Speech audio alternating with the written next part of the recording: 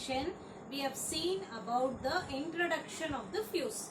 So fuse is nothing but a simple element, so or a short piece of material, so which breaks or which melts whenever the excessive current flows and melts the circuit, thereby it protects the other power system equipments against damage. So we might think in the home, if the fuse goes off, if the fuse blows off, what we will do? We'll just take a small thin wire and then we will rewire it and we will give back the connection. But you will be surprised to know, whenever we are going to consider the fuse, there are 8 important terms related to the fuse which should be understood or adhered to, right? So first thing, we will move on and check it about the current rating of the fuse element. So when I say it as a current rating, from the name itself it is evident that whatever is the current that a fuse will be able to carry without overheating or melting, that is your current rating. Okay, so whatever the minimum current the fuse element can carry without overheating or melting. Okay, what is the withstandable capacity of the fuse element is called as its current rating. Okay, so it can withstand it. Let us say it is 100 amps fuse, means till 100 amps it will not melt. So that is the criteria. Now, of course, this current rating will depend upon the temperature rise of the fuse element. Whatever the fuse holder or the fuse material, everything, it depends upon whenever the current flows through, as a result the temperature increases. If the temperature increases beyond the melting point, then in that case the fuse would blow off. Okay, so minimum withstanding capacity is called as your current rating. The next thing, what is fusing current? Okay, from the name itself it says that fusing current, that means what is the minimum current at which my fuse melts.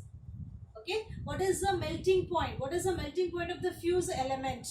Okay, now could you say which current would be more, fusing current or the current rating? Current rating is the minimum withstand capacity.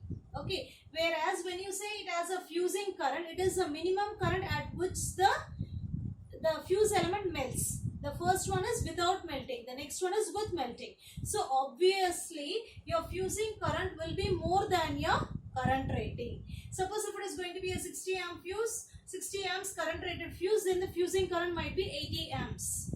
So what is the minimum current at which it melts? Okay, so and suppose if I am going to consider a round wire, then the current carrying capability of the conductor is given by K into D into 3 by 2. What is this D? It defines the diameter of the wire.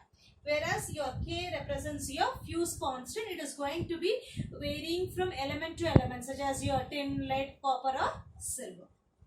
Now, when I say it as a fusing element, of course, it depends on whatever the fuse material you are going to use and the length of the conductor, the diameter of the fuse element and the size of where your fuse material is going to be connected, the terminal of that, and what is the type of the enclosure you are going to use. Thus, if you could see, the fusing current depends upon the fuse material, length, diameter, what is the type of enclosure and what is the terminal point you are going to connect to it.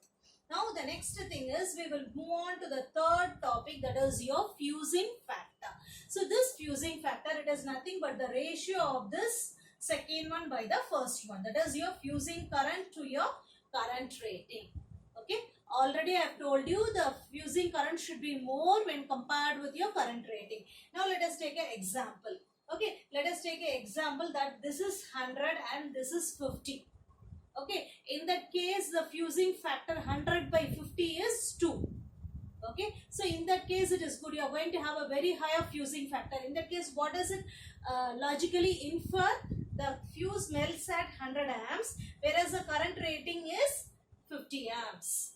Right? So in that case, the minimum fusing current is very higher. So in that case, you will have a very good, that is the material will be very good.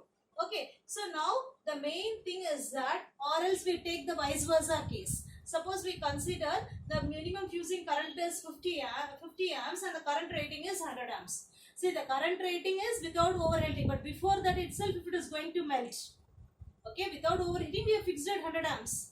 But whenever I am going to say it as a fusing current, that is the current at which it melts, it is suppose 50 amps. That is, if this is going to be 50 amps, what does it mean? That is, whenever the excessive current flows, it gets overheated and it gets oxidized immediately, it melts. Okay, so that is the condition. That is, whenever I say the fusing factor to be low, okay, that is the numerator is low, in that case it deteriorates due to overheating and oxidation. That means the material immediately deteriorates due to your oxidation and overheating. Now, if you could consider the rewirable fuse, in that case the fusing factor is quite high, that is 2. That is the first case I told you. Okay, 100 by 50. So whereas in case of your cartridge type fuse, you are going to have the low values of fusing factor. So in cartridge fuses, you have the low values of fusing factor, whereas in case of rewirable fuse, which employs the copper as a material, it has a good fusing factor of 2. Okay, whereas which employs your silver or bimetallic strips, in that case the cartridge type, the old type of fuses, you have the low fusing factor. Now we will move on to the next topic, that is your prospective current. So when I say it as a prospective current, so I am just taking only one half of my sine waveform. Okay, whenever I am going to take, so whenever the fault current is going to be there, before it reaches the first peak itself, the magnitude of the current increases large. Okay, so this, whatever this RMS value of the first loop of the fault current is going to be penetrating for many loops, but even then the first loop will have the high, will realize a very high magnitude of the current, right? So in that case, before it reaches peak itself, you will have a very excessive current rise. So this current is called as, this RMS value of the current is known as the prospective current. If you could see, whatever is the RMS value of the first value of the first loop of the fault current.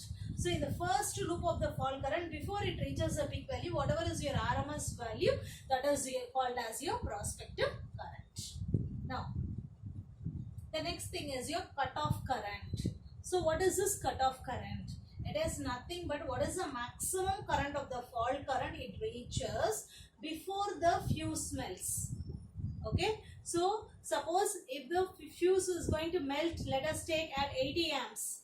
Okay, so before that, whatever is the current point that is reaching 79 amps, so that point is called as a cutoff point before the fuse melts. So what is the current it is the fuse element is going to carry? Okay, at 80 amps it is going to melt. Let us take at 79 amps, whatever is the current flowing, that is your maximum current is going to flow. Next second it is going to cut off. Okay, so that is called as your cutoff current. The next thing, of course, this cutoff current will depend upon the current rating, the prospective current, and the asymmetry of your short circuit. Whatever is the asymmetry you see here with respect to your short circuit current also will come into picture. So this point shows the cutoff point. Now we will move on to the two times, that is your pre-arcing time and the arcing time. Okay, so now here in this curve, this part which is shown is divided into two zones.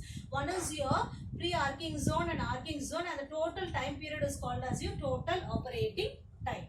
So when I say it as a pre-arcing zone, it is nothing but whenever the fault commences, and this is your cutoff point, that is after this point the fuse is going to melt. So the time between these 2 points, between the fault commencement and the cutoff, is called as your pre-arcing time. Of course, what will be arcing time?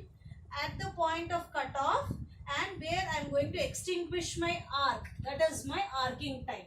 When I say it as arcing time, where my fuse is going to melt and it is going to extinguish the arc, that point is called, that difference in time is called as your arcing time. So that's what it is, end of the pre-arcing time and the arc extinguishes. Okay. Now the next total operating time is going to be the summation of your pre-arcing time and your arcing time. Now we will move on to the one more important characteristics of the fuse, that is your breaking capacity.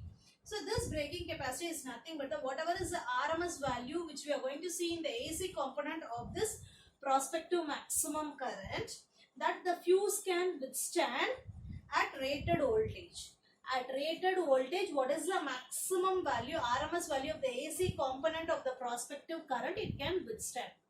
That means till this only it is the breaking capacity, after which it breaks the circuit. So whatever is the RMS value of the prospective current that a fuse can withstand at rated service voltage is a breaking capacity.